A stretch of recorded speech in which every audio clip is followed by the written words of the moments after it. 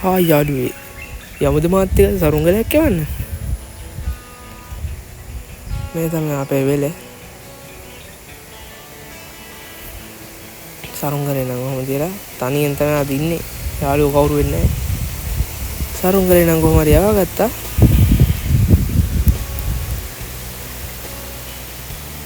නිකන් එන්නේ එක පොඩි ආතල්ලයක් ගන්නත් එක්ක සරුංගලේ කෝටු කැල්ලක් ගෙට ගහලා අත්තරින්න යන්නේ.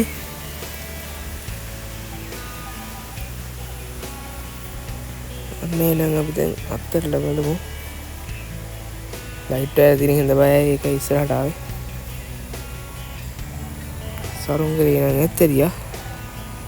පේනවද දන්නේ. දැන් රැඳිලා ඕන වෙලාව කොට තියෙයි. එහෙනම් අදට අපි ගිහින් යන්න. අලුත් බ්ලොග් එකකින් සෙට් වෙමු. ෆලෝ කරලා තියාගන්න. එහෙනම් හැමෝටම බුදු සරණයි.